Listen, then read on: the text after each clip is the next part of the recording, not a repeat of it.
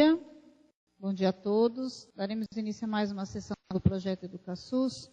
E hoje nós temos a honra de receber a doutora Marília Benci Otero, que veio conversar conosco sobre os cuidados paliativos, doutora em Ciências pela Faculdade de Medicina da USP, professora substituta do curso de Terapia Ocupacional da Universidade de São Paulo, coordenadora do Comitê de Terapia Ocupacional da Abrale e fundadora e editora do site Caminhos da Terapia Ocupacional. Então, doutora Marília, obrigada por participar conosco aqui no Projeto EducaSUS. A palavra é sua. Olá, bom dia a todos.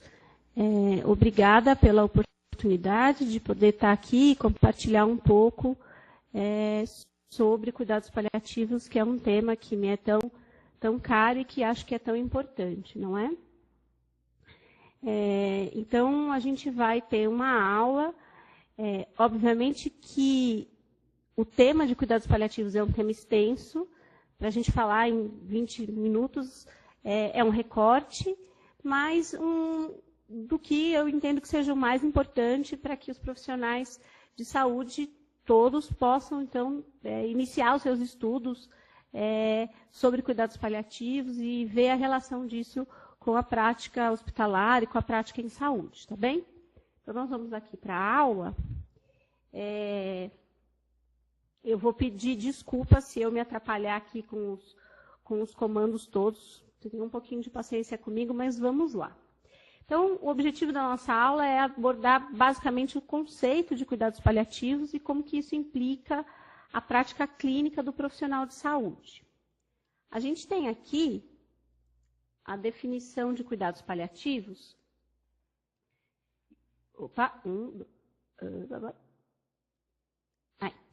Essa é uma definição que, se vocês olharem aí no slide, ela está colocada como uma definição recentemente dada pela Organização Mundial de Saúde em 2017. Antes de eu ler essa definição, eu queria pontuar que o que a gente entende por cuidados paliativos iniciou um trabalho, né, que envolve ensino, pesquisa, assistência e sistematização ao cuidado ao paciente com doença grave. Iniciou na década de 60, no Reino Unido, com o trabalho de uma senhora chamada Cicely Saunders e a fundação do St. Christopher Hospice, que é uma história relativamente conhecida e que, se alguém depois se interessar, a gente pode abordar um pouquinho mais. Mas isso vai, então, começa um trabalho atendendo pacientes com câncer em fase final de vida, até que em 1990, a Organização Mundial de Saúde faz a primeira definição de cuidados paliativos, colocando o cuidado paliativo como uma parte integrante do tratamento integral à pessoa com câncer, desde o diagnóstico, reabilitação, cuidados paliativos. A coisa continua, as pessoas continuam estudando e trabalhando, e em 2002 é feita a definição de cuidados paliativos, que é muito similar a essa definição que está aí no slide. Então, eu gostaria que vocês fizessem um exercício de pensar onde é que vocês estavam em 2002. A gente tem pelo menos 15 anos da definição atual de cuidados paliativos, o que me faz pensar muito sobre como ainda há muitos conceitos errados, quer dizer, apesar de ser uma definição antiga, que já tem um certo tempo, já está consolidada pelo OMS há bastante tempo, ainda temos dificuldades e conceitos, encontramos profissionais e pessoas com conceito errado. Mas vamos lá à definição, então. Os cuidados paliativos podem ser definidos como uma abordagem que melhora a qualidade de vida de pacientes, sejam adultos ou crianças, e seus familiares, que estão enfrentando problemas associados a doenças ameaçadoras da vida. Previne e alivia o sofrimento através da identificação precoce, avaliação correta e tratamento, avaliação correta e tratamento da dor e outros problemas, sejam eles físicos, psicossociais e espirituais. Dessa primeira parte da definição, eu gostaria de destacar algumas coisas. Além da gente falar da questão da melhoria da qualidade de vida e de alívio do sofrimento, é muito importante entender que é uma abordagem que vai atuar com pacientes e famílias, junto a pessoas que então enfrentam doenças ameaçadoras da vida. A gente vai falar um pouquinho mais sobre elas, mas são basicamente doenças crônicas graves. O tipo de problema, o tipo de sintoma que vai ser abordado pelo cuidado paliativo não é só físico. Apesar de ser físico também, ele vai envolver problemas psicossociais e espirituais. Além disso, tem na nossa definição aí uma outra coisa importante, que é a ideia de prevenir o sofrimento. Então, a ideia do cuidado paliativo é que a gente tem que se antever aos problemas e trabalhar com os problemas antes que eles aconteçam, para que a gente previna esses sintomas que podem aparecer ao curso da doença. Isso é uma mudança de raciocínio clínico importante. Ou seja, ao invés de eu ir lá e medicar uma dor, ou fazer uma determinada medida não farmacológica para cuidar da dor, prevenir o sofrimento é pensar se essa dor vai aparecer, quando que ela vai aparecer, se antever a esses problemas e cuidar para que o paciente não tenha esse sintoma antes mesmo dele aparecer. Obviamente que eu estereotipei um pouco, facilitei um pouco a ideia, mas acho que deu para entender um pouquinho. Além disso, os cuidados paliativos necessariamente utilizam uma abordagem em equipe, então a gente só faz cuidado paliativo quando a gente atua em equipe. Envolve um sistema de suporte para que os pacientes vivam tão ativamente quanto possível e é explicitamente reconhecido como um direito humano à saúde. Desde 2013, com a Carta de Praga, o cuidado paliativo passa a ser, então, reconhecido como um direito humano à saúde, o que é bastante importante. Junto com a definição, a Organização Mundial de Saúde coloca este gráfico, que talvez seja o mais importante para a gente entender essa história de cuidados paliativos. Eu brinco que a gente tem que tatuar no braço esse gráfico para quem trabalha em cuidado paliativo, ou andar com um cartãozinho desse gráfico ao tempo todo, porque é ele que vai ajudar a gente a pensar a questão clínica dos cuidados paliativos. Então, eu vou ter a ajuda do mouse aqui e vou apontando para vocês a ideia. Então, segundo a Organização Mundial de Saúde, os cuidados paliativos se iniciam desde um diagnóstico de uma doença grave.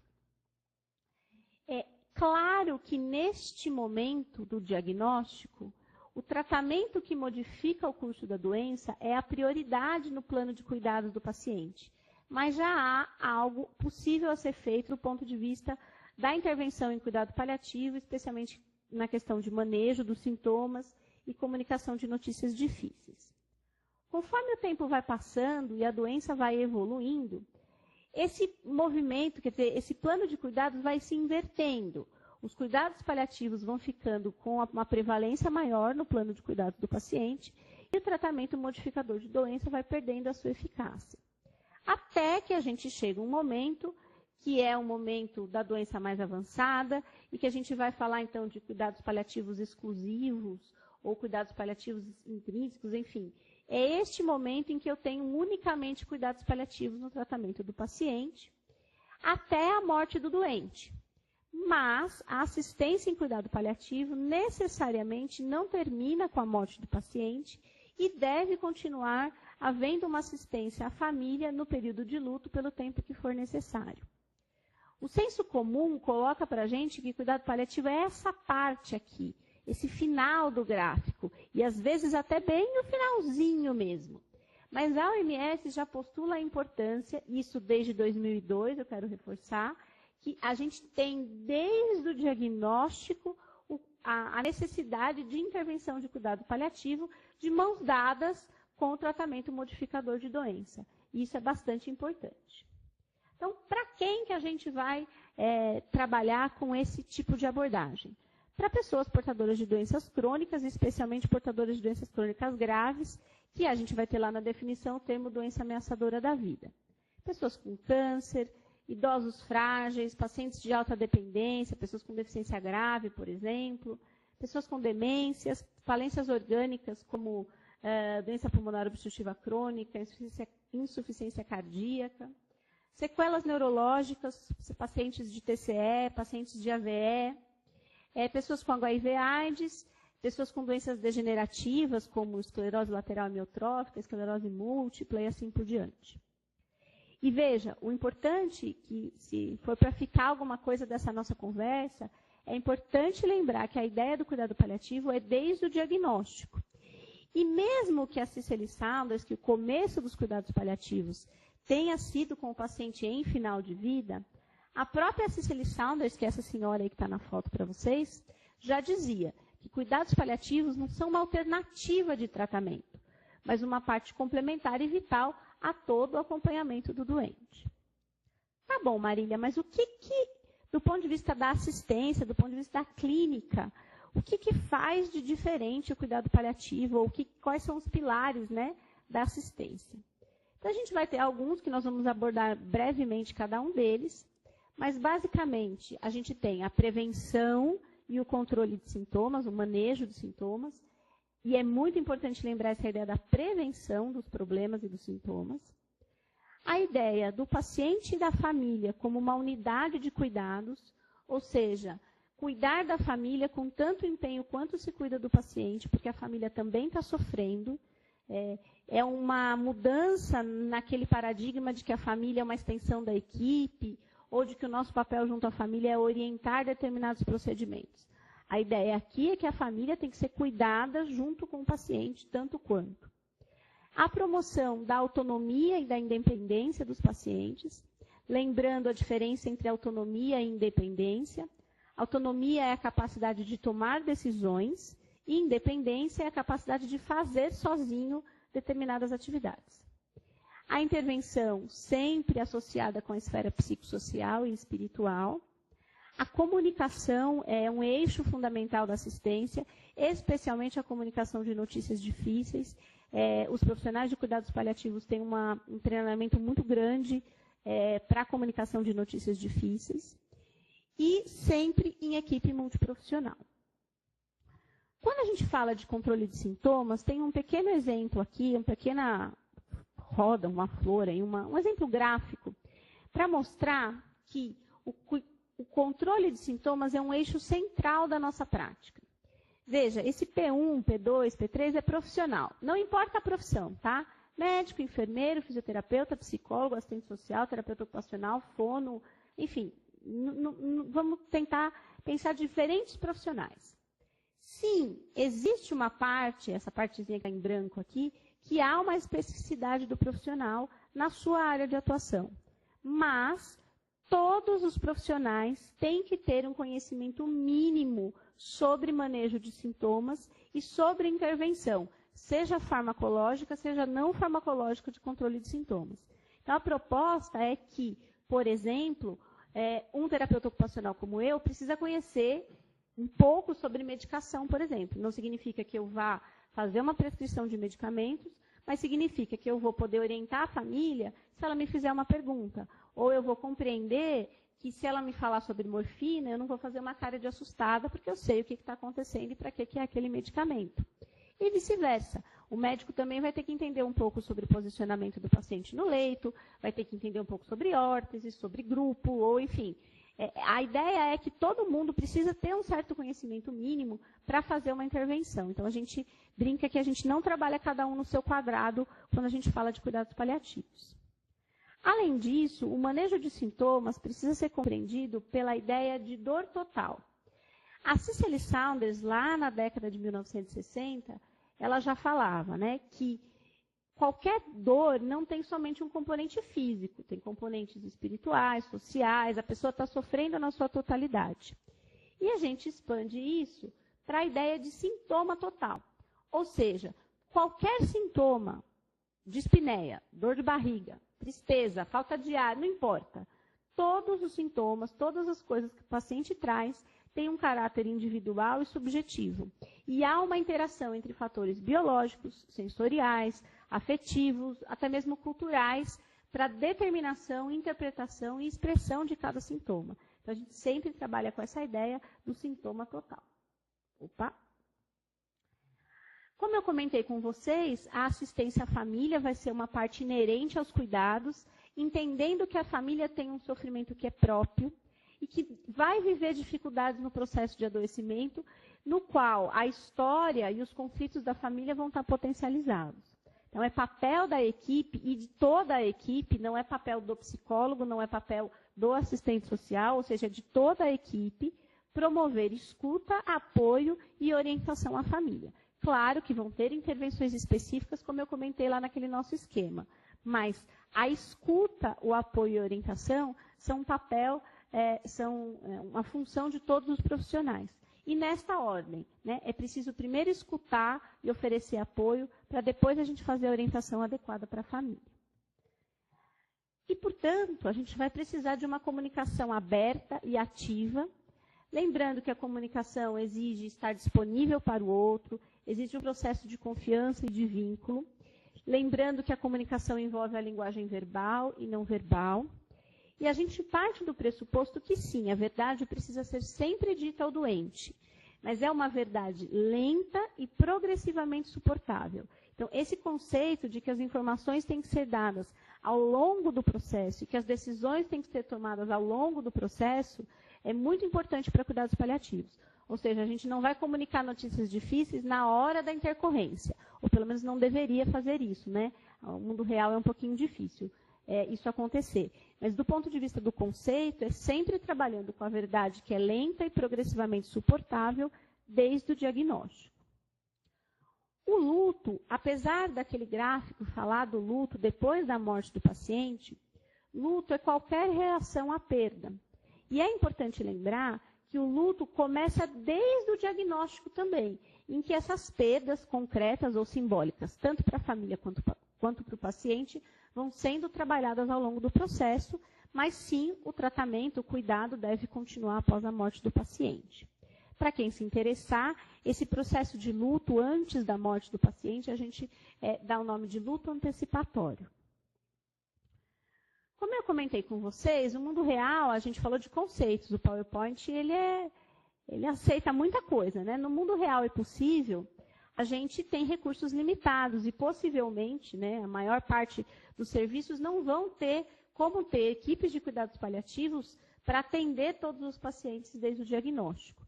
Então, se busca uma formação generalista em cuidados paliativos para todos os profissionais de saúde e se deixa ou se propõe deixar para as equipes específicas de cuidados paliativos os quadros mais complexos, as pessoas que têm doenças em fase avançada, quando o tratamento já é menos eficaz, ou quando há uma necessidade clínica ou psicossocial mais importante para esse paciente. Existe um modelo que pode ajudar a gente a definir esse momento de encaminhar para os cuidados paliativos ou de pensar o prognóstico do paciente, que é esse modelo do sistema de saúde inglês, que propõe, então, o GSF, que vai propor como fazer o prognóstico, como perceber que o seu paciente está no momento de doença avançada e precisa de uma ação mais específica da equipe de cuidados paliativos. Esse é um modelo, entre outros, eu gosto desse modelo, eu acho que ele é um modelo completo. Ele é um modelo que é feito pelo sistema de saúde para os médicos de família, né, os general practitioners, e que eu acho que pode ajudar a gente. Eu deixei aí o nome, porque é só jogar no Google que você consegue baixar um PDF. Então, é um exemplo de modelo de como é que a gente transporta esse conceito de cuidados paliativos para o mundo real. Mas, antes da gente finalizar aqui, é importante lembrar, e isso é desde 2010, então já tem mais de 7 anos aí, que esse primeiro artigo foi publicado, e outros têm sido publicados depois disso, mostrando que o cuidado paliativo precoce, Early Palliative Care, ou seja, essa ideia da OMS, do cuidado precoce desde o diagnóstico, promove não só a melhoria da qualidade de vida dos pacientes, a menor prevalência de sintomas de humor nos pacientes, mas também maior tempo de vida. Foi feito um estudo de grupo caso-controle, né? Então, o grupo que recebeu o cuidado paliativo precoce viveu em média 2,7 meses mais, com melhor qualidade de vida e menos sintomas de humor, do que o paciente que recebeu aquele modelo tradicional em que se encaminha para o cuidado paliativo quando não há mais o que fazer. Temos desafios constantes para enfrentar. Vivemos um contexto histórico, social, cultural, em que não se fala sobre morte e que se esconde muitas coisas dos pacientes, em que a formação dos profissionais é muito pautada na cura, na reabilitação, no ganho, na aquisição de capacidades, na melhora, e não inclui a questão dos sintomas, das notícias difíceis e dos processos de adoecimento que são graves, nessa história toda. Então, a morte continua sendo vista como um fracasso pela maior parte dos profissionais e um tabu, de modo geral, na sociedade. Eu costumo brincar aqui esse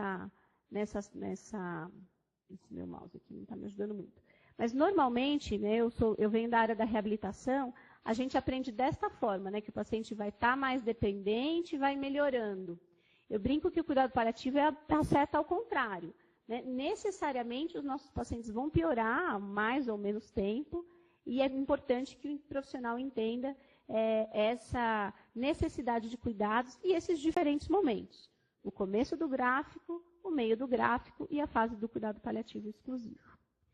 Eu deixo aqui para vocês alguns sites, eu não coloquei o link, porque é só jogar no Google também, que é bem fácil de encontrar, mas locais, sites que vocês podem pegar muito material sobre cuidados paliativos. A Academia Nacional de Cuidados Paliativos, a Associação Portuguesa de Cuidados Paliativos, a Associação Europeia, a Sociedade Espanhola e o St. Christopher Hospice, que foi o hospice fundado lá pela Cicely Saunders. São sites, são locais que vocês podem baixar muito material, tem muita coisa disponível em PDF, muito, de fato, não só artigo, mas manuais, livros, muita coisa mesmo que vocês podem conseguir mais informações sobre o cuidado paliativo. A minha ideia era trazer a importância desse conceito. Eu vou deixar aqui os meus contatos, não só para vocês precisarem entrar em contato comigo, mas porque lá no Caminhos da TO tem já material sobre cuidados paliativos, artigos, links, tudo mais, mas ele é um pouco mais antigo e até o final dessa semana eu estou deixando mais material sobre cuidados paliativos também, artigos, aulas, vídeos. Então, também vocês podem buscar ao longo da semana mais informação para quem precisar. Eu quero agradecer e estou à disposição para a gente conversar, então. Obrigada.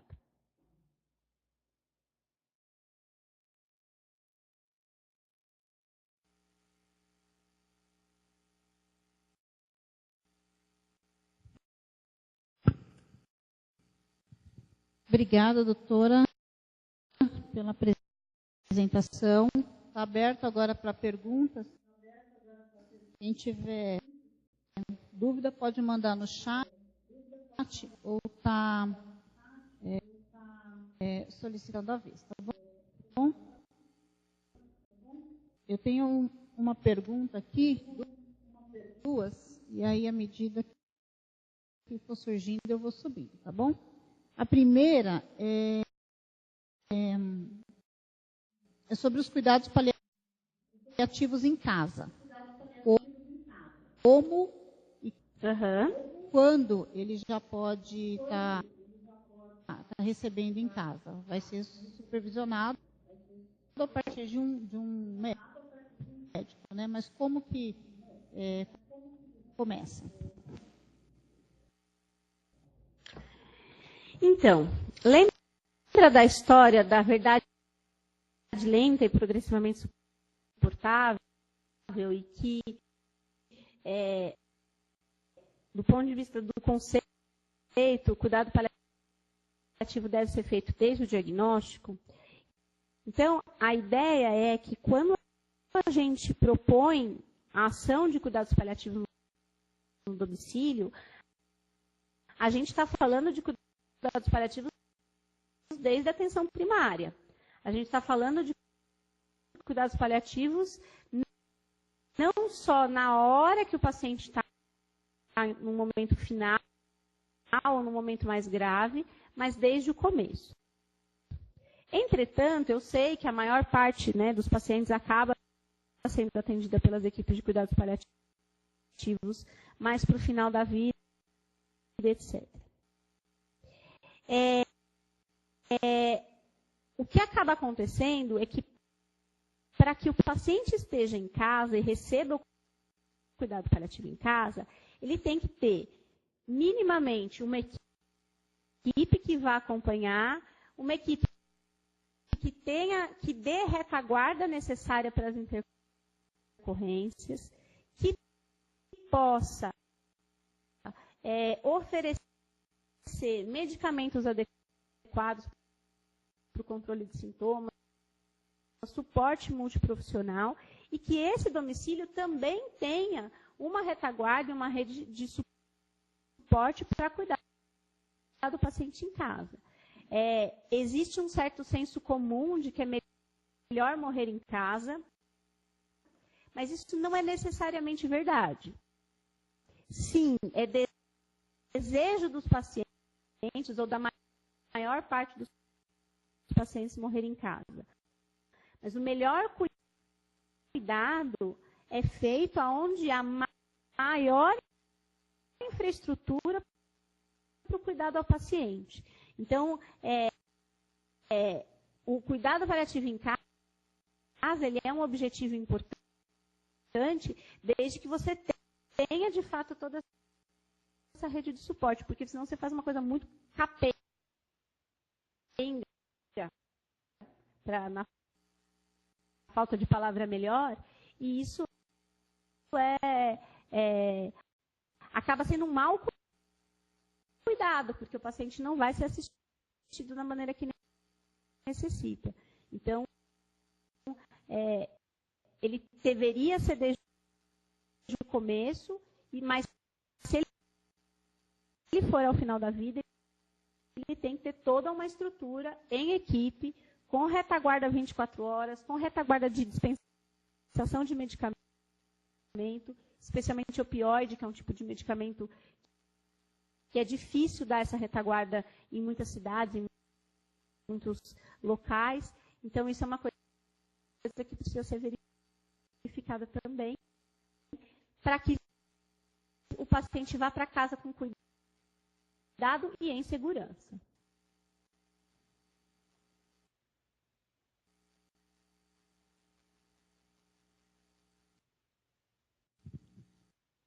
Ok, tem uma pergunta da Federação do Espírito Santo. Como funcionam as visitas ao paciente paliativo em um ambiente hospitalar?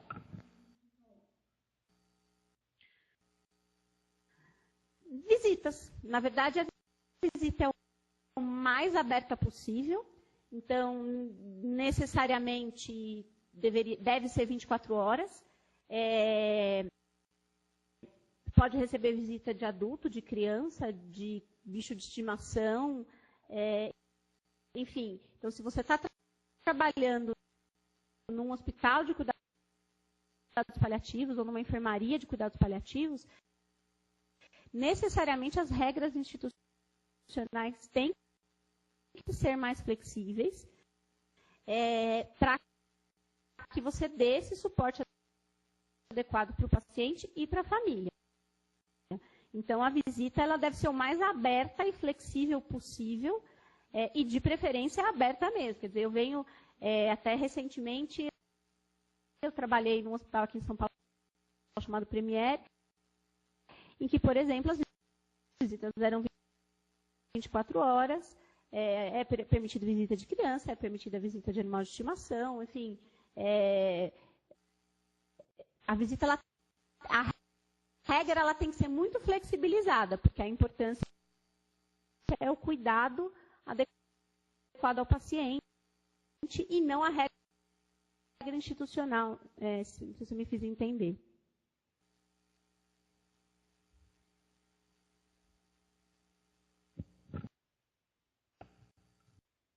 Pessoal do Espírito Santo, quer falar no microfone?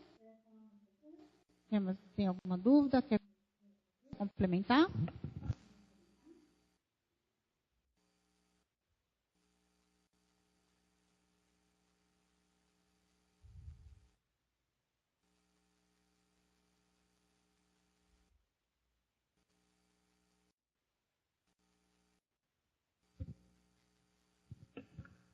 Bom, foi respondido. Não, ok. Então, eles agradeceram. O Hospital Bethesda de Joinville, tem uma pergunta. Temos dúvida referente ao termo de consentimento do paliativo. Qual o profissional ideal para aplicação? O médico? Psicólogo? Onde se basear cientificamente na elaboração do mesmo?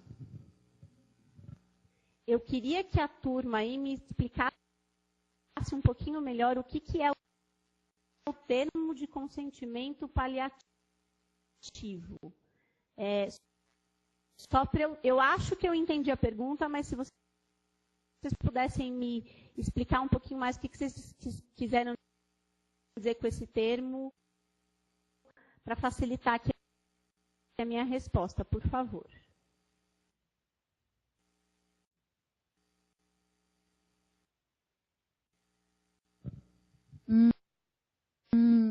Então, vou fazer o seguinte, eles estão com um probleminha lá no microfone, mas eu vou pedir para eles dar uma especificada no chat.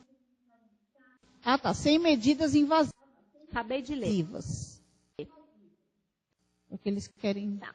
Então, veja.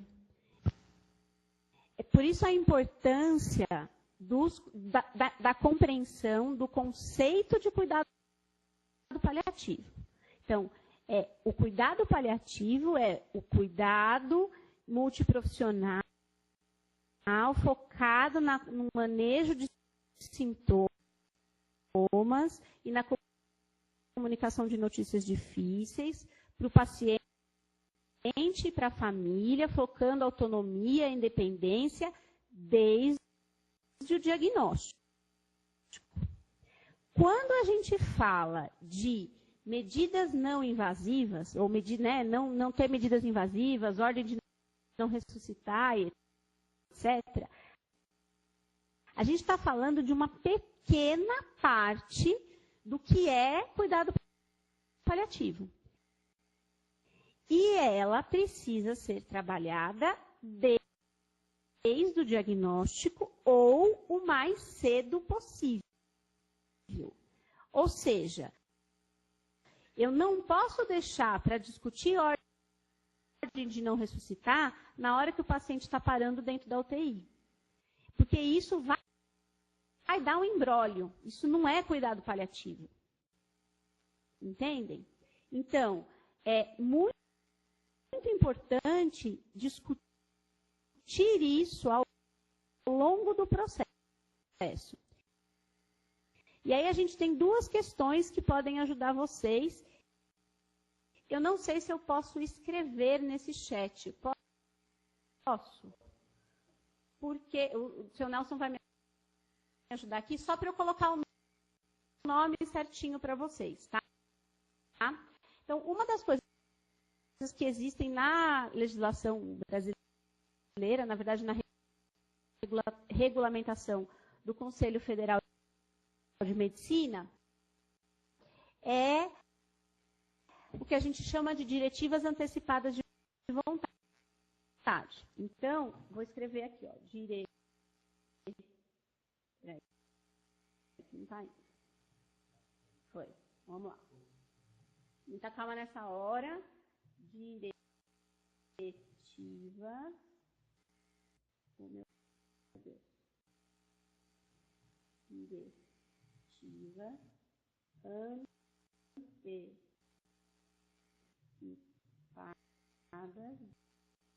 de vontade. Então, isso é uma coisa em que o paciente, o médico e a equipe vai discutindo com o paciente ao longo do processo as suas decisões. Uma outra coisa que é muito importante, só que o que a gente chama de diretiva antecipada de vontade ou testamento vital é essa decisão, é esse documento, e que pode ser só o registro em prontuário. Não precisa ser registrado em cartório, inclusive. Então, isso é o documento, é a decisão. Existe uma coisa chamada plano de cuidados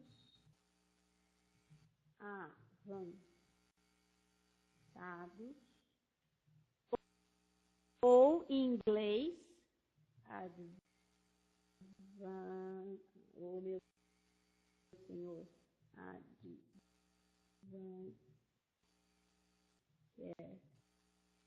Advanced Care Plan. Que é como é que eu vou tomando e discutindo essas decisões ao longo do tempo.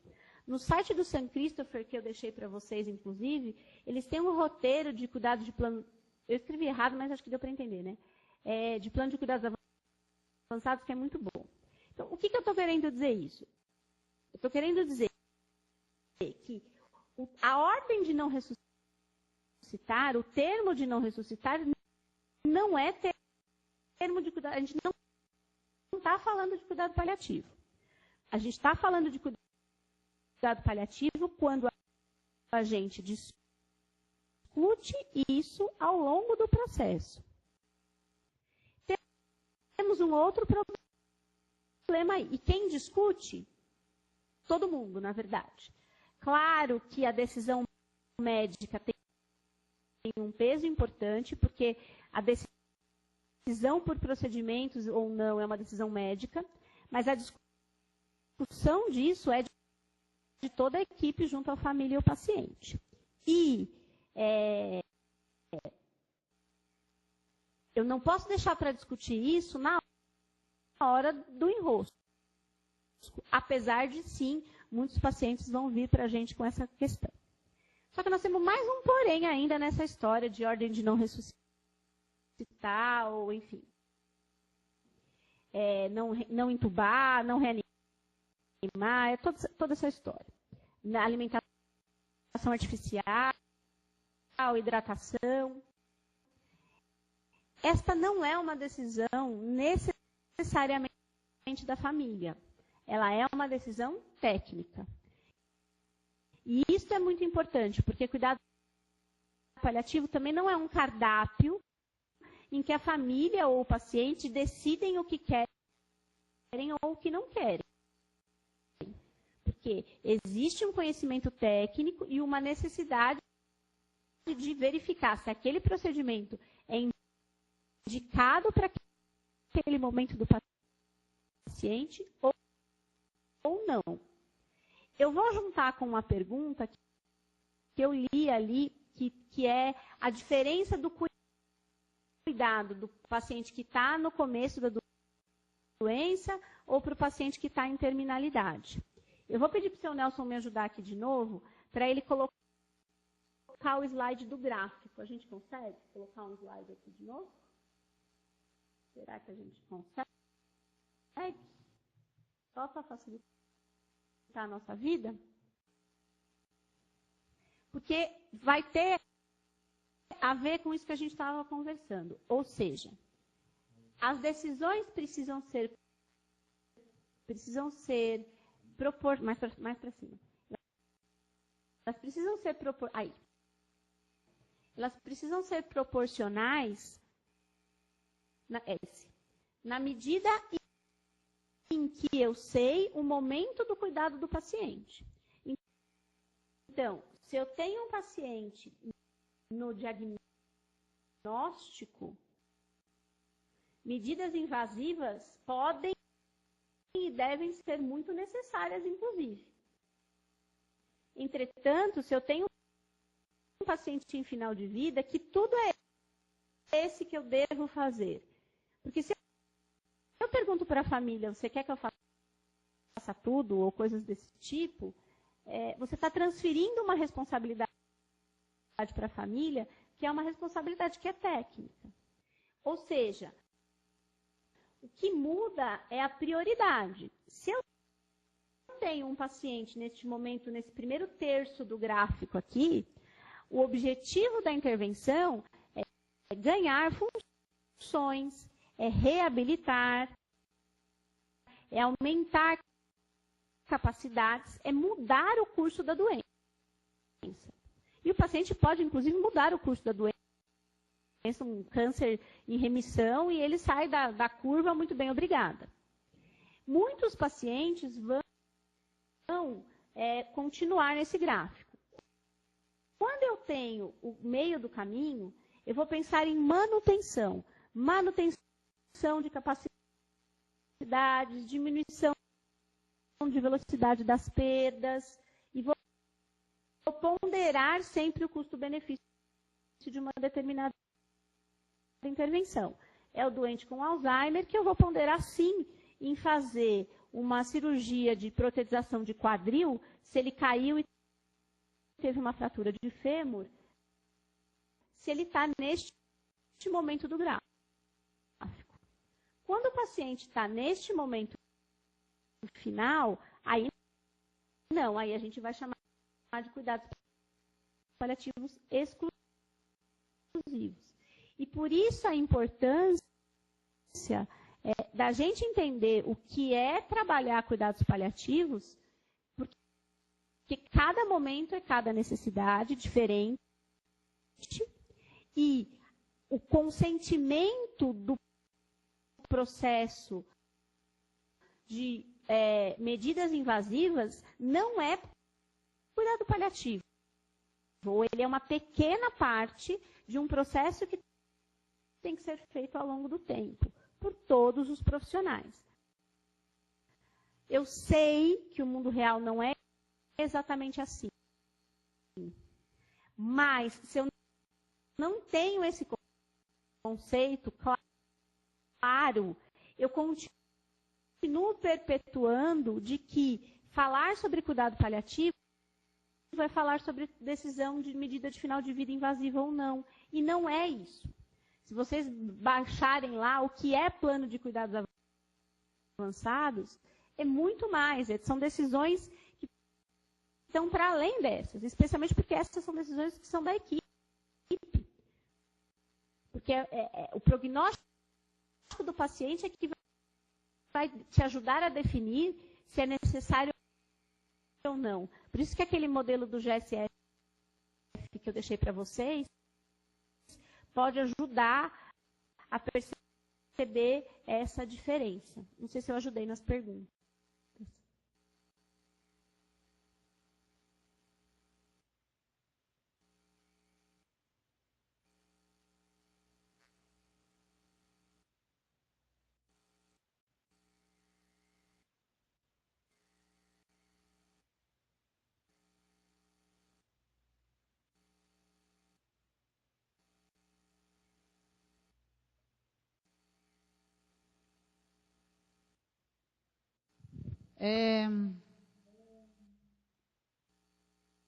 Da Casa de Caridade de Piraí, no Rio de Janeiro, quando a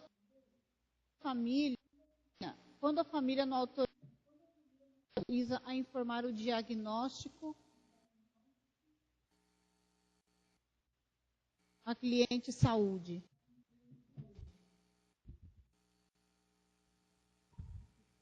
Então, se eu entendi bem, é quando a família não deixa dar o diagnóstico para o paciente.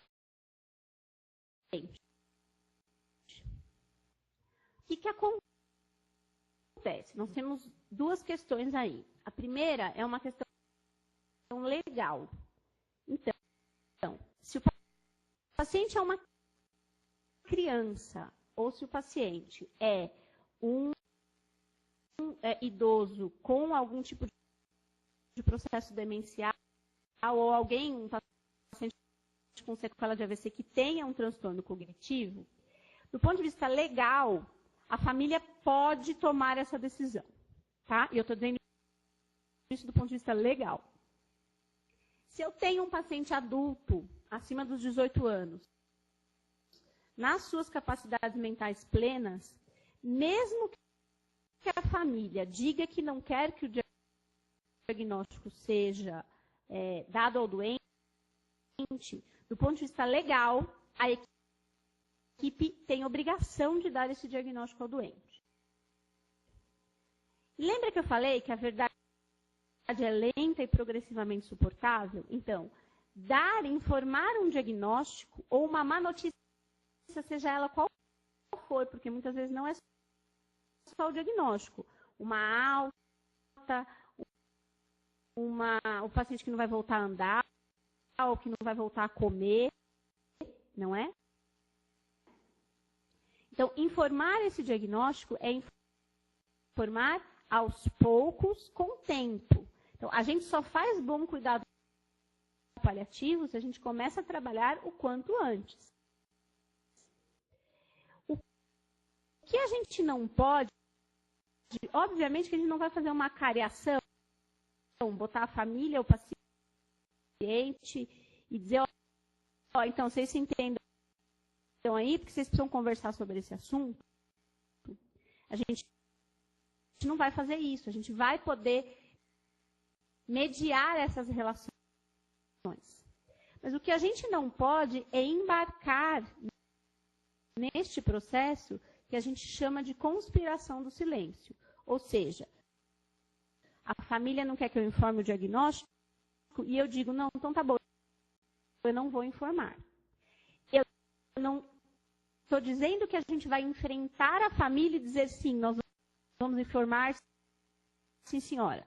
Eu estou dizendo que nós vamos dizer assim, olha, do ponto de vista legal, se o seu familiar perguntar, eu tenho a obrigação de responder.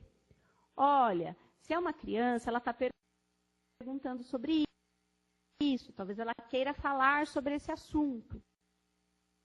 Então, o que eu estou querendo dizer é, a gente não pode embarcar esse processo que a gente chama de conspiração do silêncio. A gente não pode dizer que sim, tudo bem. A gente tem que colocar o outro para pensar e dizer, olha, os estudos mostram que é importante a gente conversar sobre o assunto. Do ponto de vista legal, esse paciente precisa ser informado. Ou ele está perguntando sobre isso, ele quer falar sobre este assunto. Pode ser que a família não te dê essa autorização. E se for uma criança ou alguém incapacitado do ponto de vista cognitivo, você vai ter que respeitar essa decisão. Entretanto, você sempre vai dizer para o outro o quanto é importante a conversa e o quanto a verdade deve ser sempre dita. Eu não estou dizendo para vocês que todas as famílias vão aceitar que isso seja dito. Mas eu estou dizendo que é nosso papel sempre apontar que a verdade é o melhor caminho. A gente sempre fala, né? A verdade protege o vínculo de confiança. Também não estou dizendo que seja fácil falar a verdade nesses momentos. E por isso que, normalmente, se acaba encaminhando essas questões para as equipes de cuidados paliativos, porque há uma formação maior dos profissionais em comunicação de notícias difíceis. Mas é possível aprender, tem protocolos, tem livros que ensinam a gente a se comunicar melhor. Então, isso pode ajudar, mas a ideia é sempre não embarcar na conspiração do silêncio. Mesmo que a família continue reticente, o nosso papel é sempre colocar a importância da verdade e que a verdade protege o vínculo de confiança.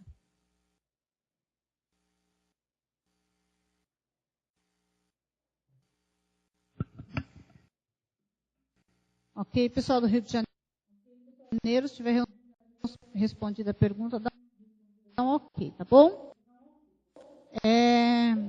O Hospital da Providência de Apucarana, no Paraná, como podemos lidar com familiares que recusam contar, quase a mesma coisa, né? Recusam contar o diagnóstico ao paciente. É a mesma coisa, né? Por isso que a ideia de que o cuidado paliativo é o cuidar da família com tanto empenho como o paciente. Eu preciso também tentar entender, não é só devolver para a família ou dizer não, é também tentar entender por que está tão difícil para a família, o que a família precisa, escutar, acolher. Então, oferecer o suporte, o papel profissional de uma equipe de cuidados paliativos junto à família não é só informar, muito pelo contrário. É acolher, é cuidar, é escutar, é oferecer apoio, é validar as suas angústias e as suas dúvidas.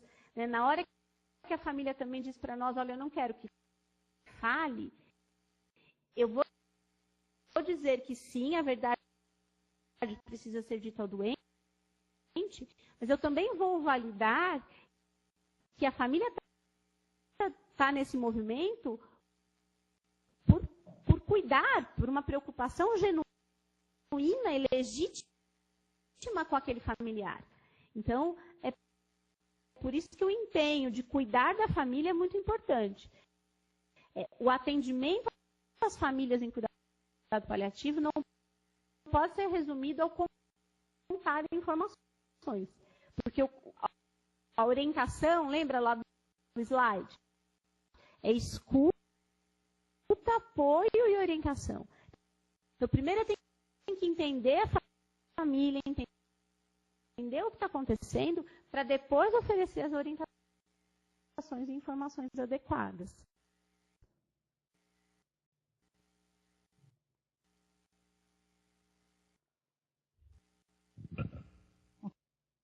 Ok, a Associação Hospitalar Teófilo Otoni de Minas, do ponto de vista legal, outro profissional da área da saúde pode falar do diagnóstico do paciente? Do ponto de vista legal, depois que o médico deu o diagnóstico, pode. Desde que já tenha sido informado esse diagnóstico para o paciente. Então, se o médico já falou, outros profissionais podem e devem conversar sobre o assunto, na medida em que esse paciente e essa família já tenham esse diagnóstico. Se o paciente e a família não têm o diagnóstico, é comum, entretanto, as perguntas e as angústias virem através de outros profissionais e não diretamente ao médico. E aí é papel do outro profissional de saúde fazer a mediação. Então, olha, esse é um assunto que é o seu médico que precisa conversar com você. Eu posso te ajudar você a conversar com o seu médico. A gente pode conversar com o seu médico juntos e assim por diante. Depois que o diagnóstico foi informado, sim, qualquer um pode falar sobre o assunto e deve, inclusive, de preferência a mesma língua, é claro. Mas se não foi informado oficialmente esse diagnóstico, não, a gente não pode, mas a gente pode fazer essa mediação e ajudar a família e o paciente no contato com o médico e nessa conversa com o médico, presencialmente, inclusive.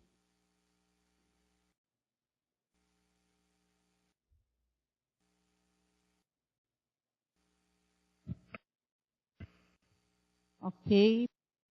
Pergunta da Irmandade de Montes Claros, em Minas. Estamos elaborando um protocolo de cuidados paliativos para pacientes com câncer da nossa instituição. E a maior dificuldade é garantir ao paciente os medicamentos de suporte. Alguns o SUS oferece, outros não. Ou não tem disponível para fornecer na urgência necessária. Existe algum tipo de procedimento na tabela SIGTAP para possibilitar ao hospital fornecer esses medicamentos via ambulatorial? Olha, eu vou ser bem honesta que eu não sei exatamente como é que... eu sei que há hospitais que conseguem fornecer esses medicamentos via ambulatorial. O que eu sei, e posso pesquisar, se vocês quiserem entrar em contato comigo daqui a uns dias, eu posso pesquisar isso com um pouco mais de... ou dar um contato de alguém que possa responder isso de uma forma mais pontual. Mas o que eu sei é o seguinte: quando você vai depender do tipo de hospital que é e da composição do hospital, não entendem? Então, existem sim hospitais que fornecem esses medicamentos de forma ambulatorial, não todos, mas a maior parte deles, especialmente morfina, que é um dos mais usados e que existe muita dificuldade. Mas o que eu sei é que depende do tipo de hospital. Então, o contato com o farmacêutico nessa hora vai ser muito importante, porque é ele que tem mais informações sobre o que o hospital que você está habilitado a oferecer. Porque depende do hospital. É como médicos que podem... Tem médicos que podem prescrever receita amarela e azul, tem médicos que não podem prescrever receita amarela e azul. É a mesma coisa. Então, vai depender do tipo de hospital que você está. E isso é a gestão do hospital e o pessoal da farmácia, especialmente o farmacêutico responsável, que vai poder dar uma ajuda melhor nesse sentido.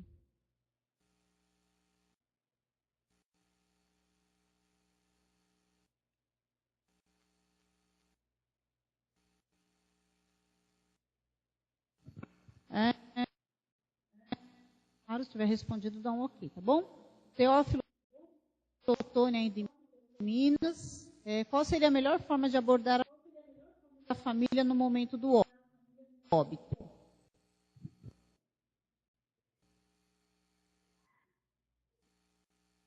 Eu vou me repetir muitas vezes sobre a história do processo. Da verdade, lenta e progressivamente suportável. Então, o momento do óbito, né, o que a gente chama de acolhimento no pós-óbito imediato, ele tem que ser um processo que vem vindo ao longo, especialmente dos últimos momentos de cuidado do paciente. A melhor forma, o que se tem trabalhado como a melhor forma de se oferecer esse cuidado é através do profissional que tenha mais vínculo com aquela família. Então, não é necessariamente que precisa ser ou enfermeiro, ou psicólogo, ou terapeuta ocupacional, ou médico. Mas quem vai oferecer... Porque lembra que existem determinadas ações que são únicas e que todos os profissionais da equipe podem e devem fazer. Acolhimento no pós-óbito imediato é um deles. Então, a equipe de cuidados paliativos toda tem que ser treinada para fazer acolhimento no pós-óbito imediato. E o melhor cuidado no acolhimento do pós-óbito imediato é o profissional que tenha mais vínculo com aquela família, que foi a figura de referência ao longo do processo. Outra coisa que é importante é fazer um acompanhamento na primeira semana de luto, especialmente. Então, a gente fala para pelo menos nos primeiros de 5 a 7 dias após o óbito, fazer um telefonema de condolências e, prioritariamente, esse telefonema ser feito pelo profissional que tenha mais vínculo com aquela família e que tenha condições para fazer isso. e que também seja enviada uma carta de condolências e o profissional... Então, a referência é a ideia do vínculo. O cuidado ao pós-óbito é um papel de todos, e a escolha vai ser a depender do vínculo de cada família.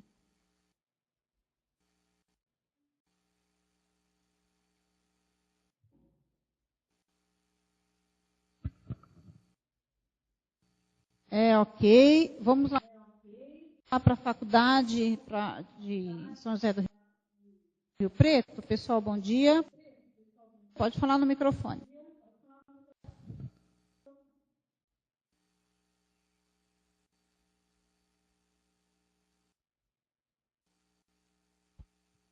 Oi, bom dia. Bom dia, doutora Marília. Eu queria saber se existe algum critério para quando vai encaminhar esse paciente para casa e fazer um levantamento da estrutura familiar para estar suportando esse ente querido até vir ao óbito. Porque muitas vezes, por que eu digo isso? Quem acompanha ele no hospital já está habituado a ver, né, as condições do paciente no momento que ele passa mal, enfim. Só que em casa, muitas vezes, quem mora junto, às vezes é outro irmão, é vó, é tio, que não está acostumado. E aí a família acaba adoecendo junto, né, vendo o ente aos poucos, que é cada dia que ele vai, né, morrendo, até chegar realmente ao óbito. Então, que tem algum levantamento para ver se a família suporta isso, ou é simplesmente o doutor ou o hospital falando, não, eu vou encaminhar para casa porque para morrer perto da família, que é o melhor.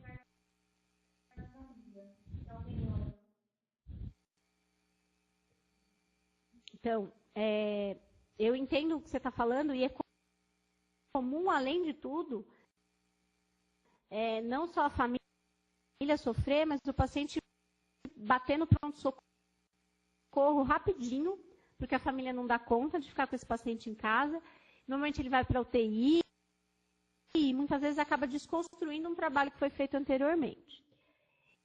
Então, não, do ponto de vista conceitual, ideal, eu brinco, né, quando a gente abre o armário e vai lá para Nárnia, não, né? O processo de alta, a primeira coisa é o seguinte, o processo de alta, ele não pode ser um processo tomado assim, vai para casa. Tchau, amanhã. O processo de óbito, o processo de alta para o óbito, especialmente, ele é um processo ele tem que ser feito ao longo do tempo, com diferentes contatos com a família, com diferentes avaliações e assim por diante. Eu não conheço um protocolo específico de cuidado paliativo que vai dizer assim para você, essa pessoa tem condição de ir para casa ou não, mas acredito que nesses materiais que eu deixei para você, você vai encontrar coisas parecidas, mas sim, existem instrumentos de avaliação, protocolos de avaliação que podem basear a tomada de decisão da equipe ou não. Então, existem protocolos de escala de sobrecarga de cuidador, existem protocolos que avaliam o conhecimento e a capacidade do cuidador de cuidar em casa, existem protocolos que avaliam a segurança e a infraestrutura do domicílio. Então, sim, existem instrumentos que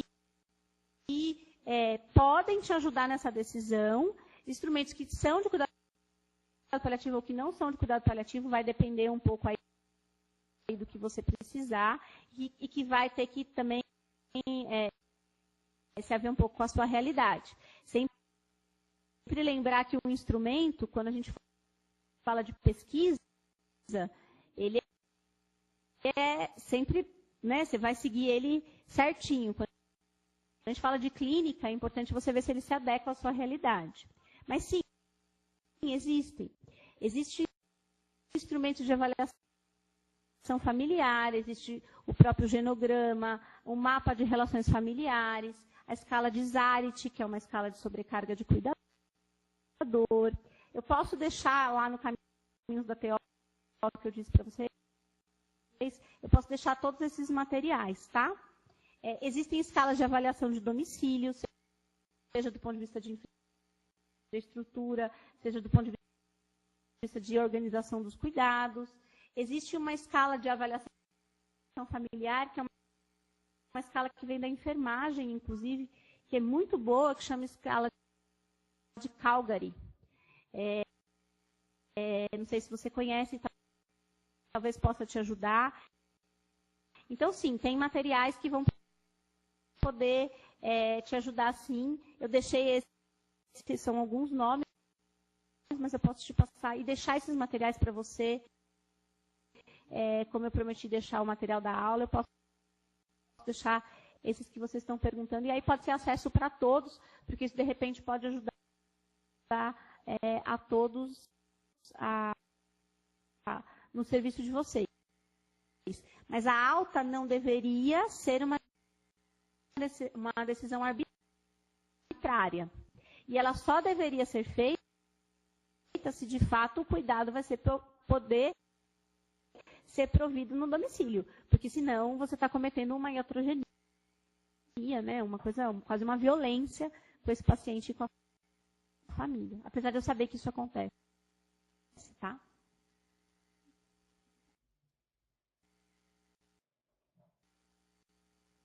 Obrigada.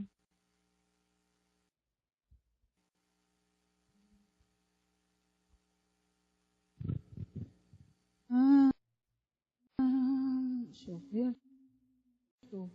Qual seria a família abordada? Tá. Bethesda, em Joinville. E quando já vem o diagnóstico paliativo de outra unidade, a equipe multiprofissional pode continuar essa conversa?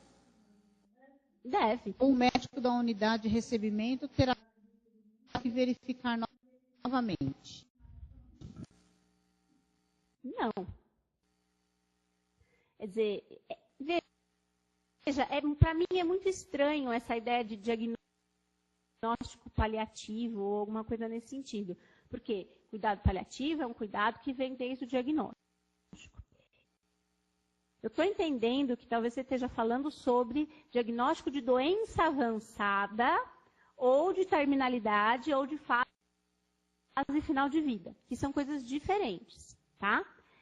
Então, quando eu tenho um paciente que já vem sido acompanhado por uma equipe de cuidados paliativos e é feito um encaminhamento, a ideia é que se siga o tratamento e que, portanto, é isso aí, não é?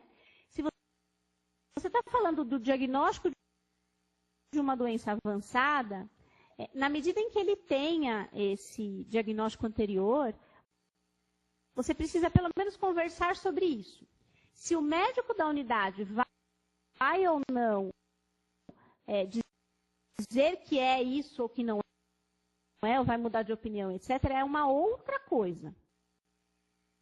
Né? Mas você precisa fazer uma continuidade do cuidado.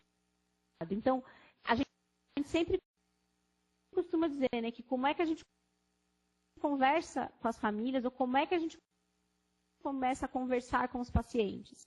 Perguntando o que ele já sabe, o que ele entende sobre o processo de doença, Por que ele entende que ele foi parar ali?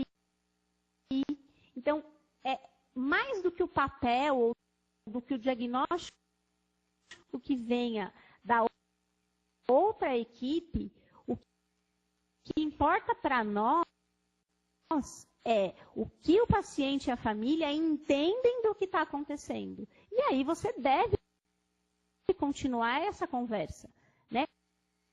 O importante é trazer o assunto à tona.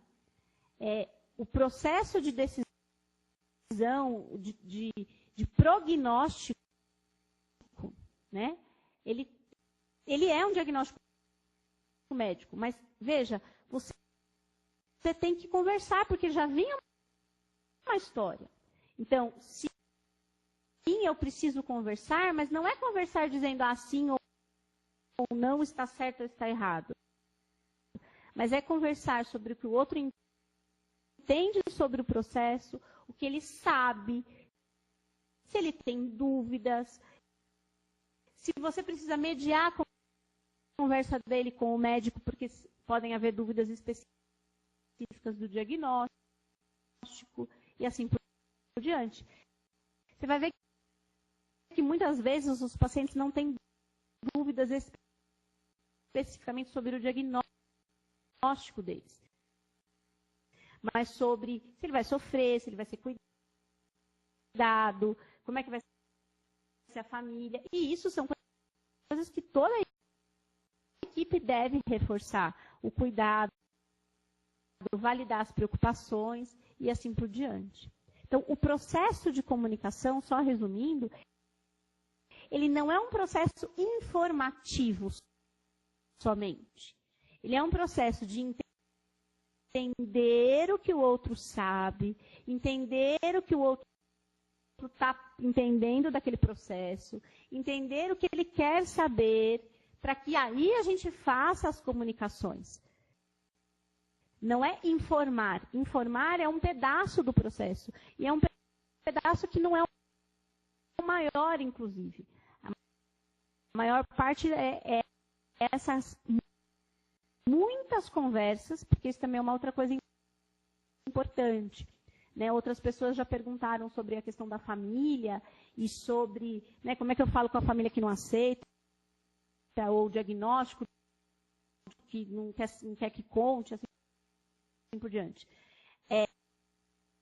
Conversar com a família não é conversar uma vez. Falar com o paciente não é falar uma vez. A gente brinca, né, que quem trabalha em cuidado paliativo não escreve mais no prontuário família ciente. Porque não é essa a ideia. A ideia é repetir, recordar, elaborar. Ou seja, nós vamos precisar conversar muitas vezes sobre os mesmos assuntos.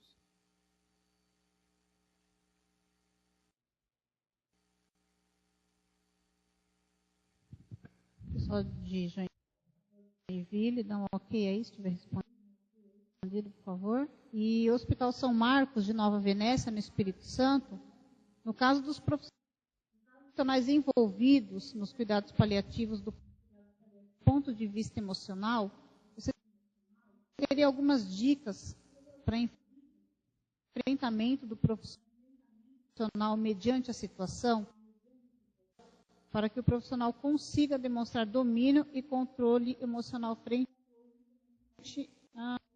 ao que está passando.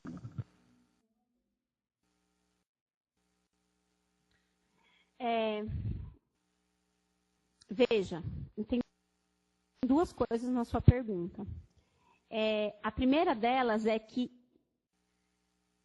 o profissional tem que ter domínio emocional. Isso é a gente aprende na faculdade, eu também aprendi, que a gente não deve se envolver, que a gente deve ser neutro. Isso é balela, tá? Isso é bobagem. A gente vai se envolver com as demandas que a gente aparece ao longo da vida. O que a gente vai precisar desenvolver é um filtro para isso.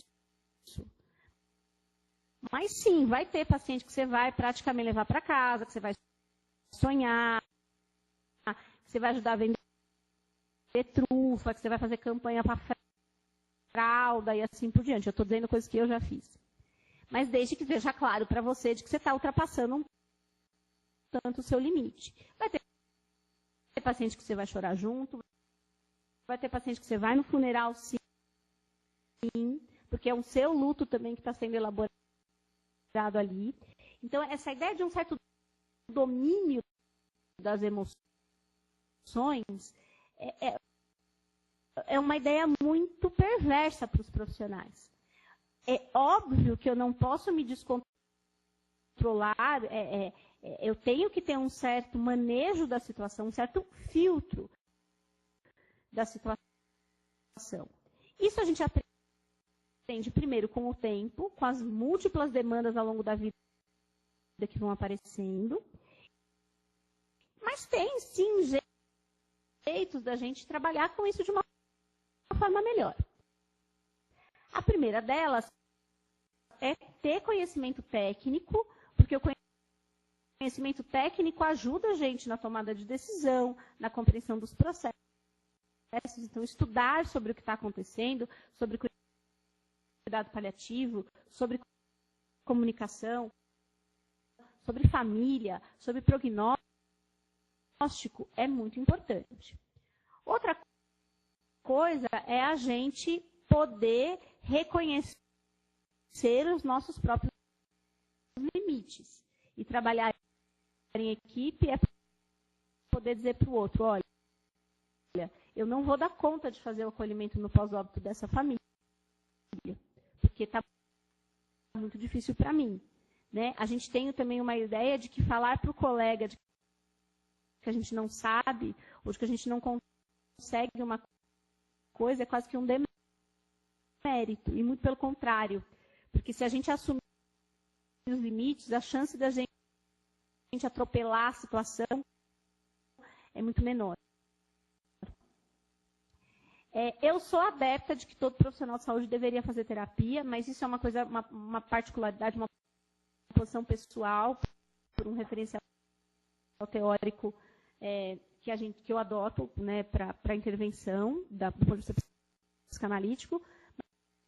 Mas eu acho que todo profissional deveria ter terapia.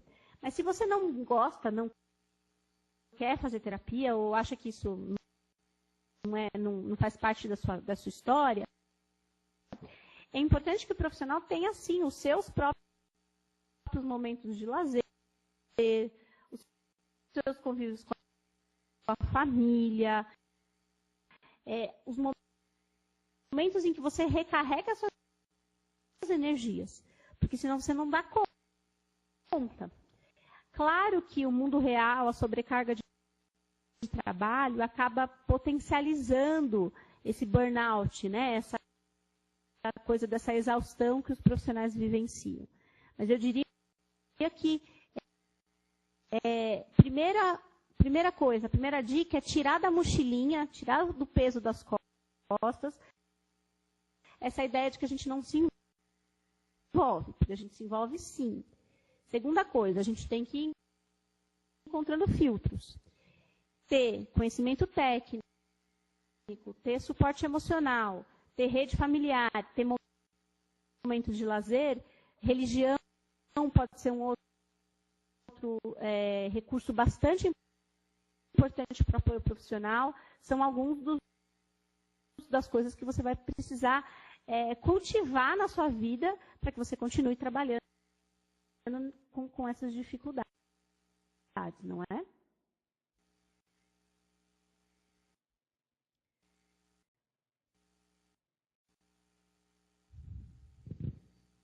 A pergunta deles ainda de Nova Venécia, se o paciente não quiser receber o tratamento paliativo, a equipe deverá prosseguir com o tratamento tradicional, dar alta ao paciente ou tem outra conduta?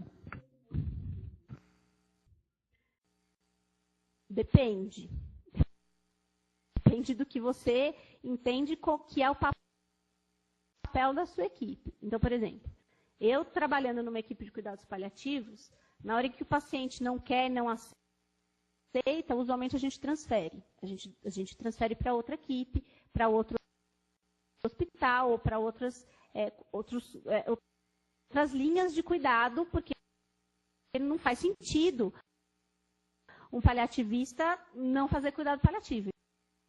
Entende? Então, vai depender do que a sua instituição está propondo enquanto cuidados paliativos e como que essa conversa pode acontecer. Agora, eu posso ser bem honesta, normalmente a equipe não aceita ou não, a família não aceita ou não quer, quando não há uma boa abordagem dessa família ao longo do tempo. Porque ela vai entender que o cuidado paliativo é o cuidado da morte, é o cuidado do que não tem mais o que fazer, é o cuidado do sedar e pronto, e isso não é verdade. Então, na medida em que a família, de fato, for cuidada ao longo do tempo, é muito raro você ter essas situações de que a família não aceita.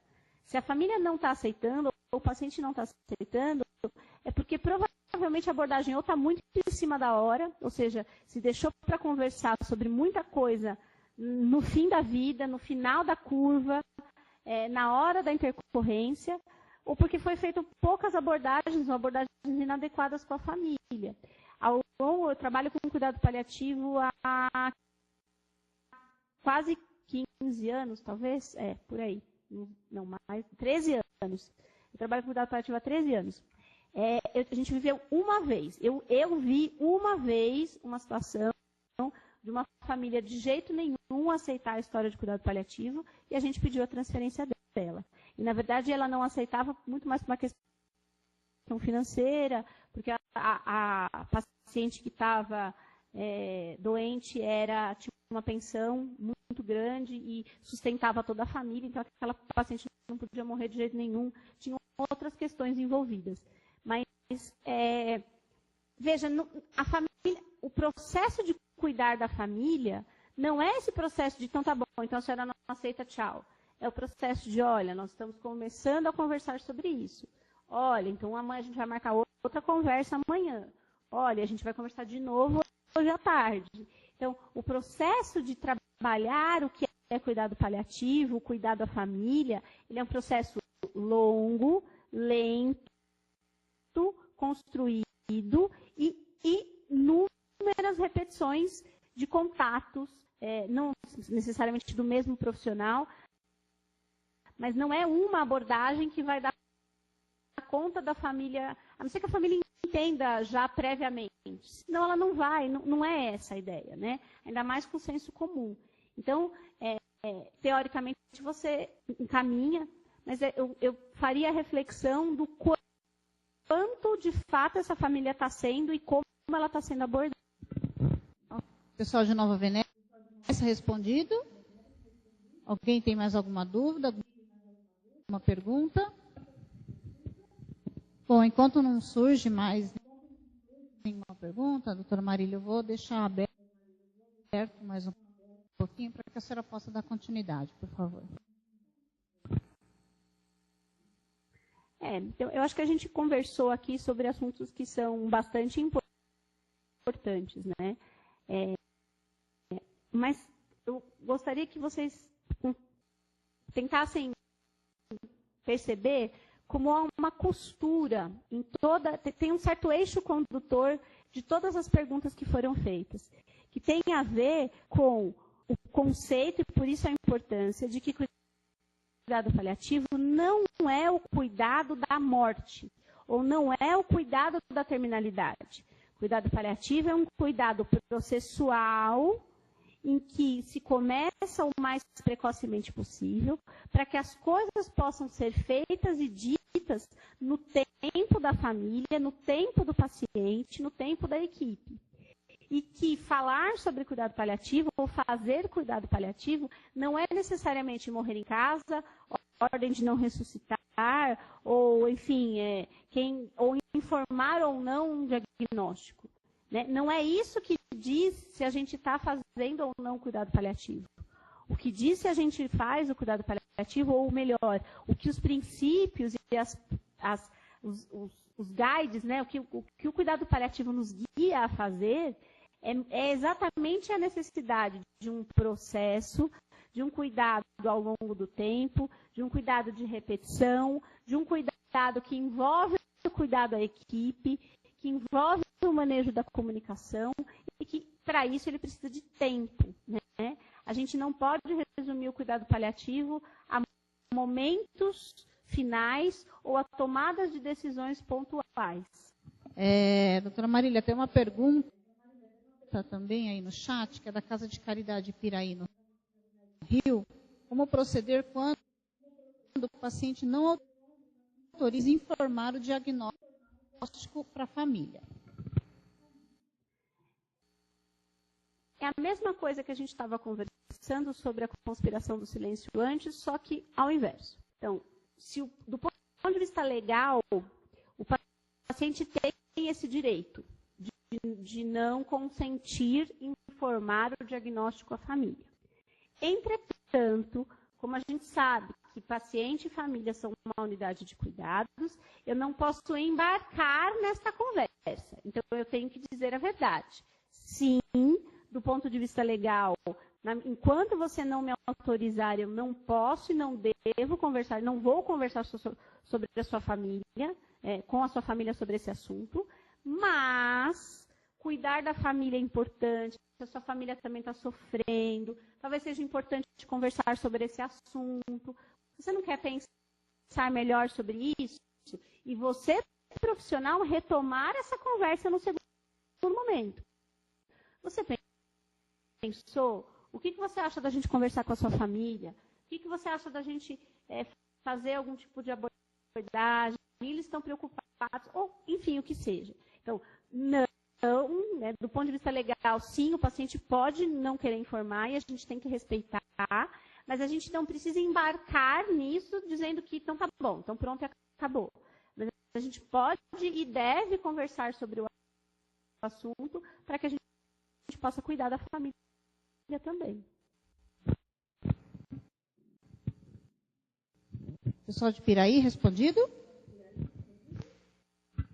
Bom, se não tiver mais nenhuma pergunta, nós daremos por encerrada essa sessão. E eu quero agradecer a doutora Marília por participar conosco aqui no projeto EducaSUS. Eu vou passar a palavra para que a senhora possa fazer as suas considerações finais, tá ok? Tá bom.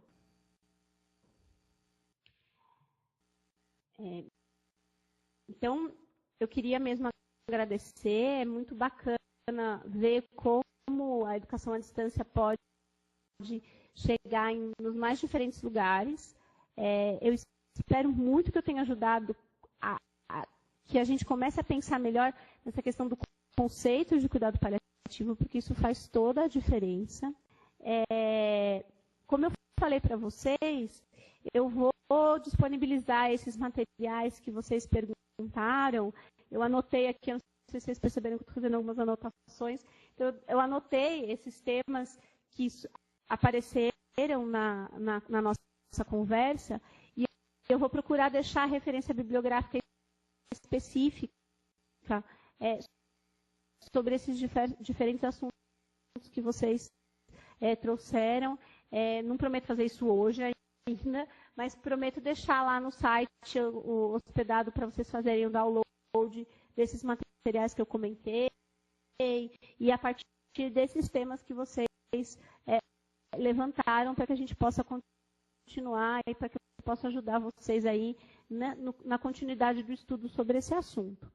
Como eu falei, eu também queria reforçar aqueles sites que eu deixei para vocês, porque também são ótimas referências para vocês pegarem material sobre cuidado paliativo, material de download gratuito, que vocês podem, enfim, continuar estudando esse assunto, que é um assunto muito importante e que está em voga hoje e que vai continuar cada vez mais com o envelhecimento da população, com o aumento da prevalência das doenças crônicas e assim por diante. Então, eu quero muito agradecer, me colocar à disposição, como eu falei, e, enfim, muito obrigada mesmo.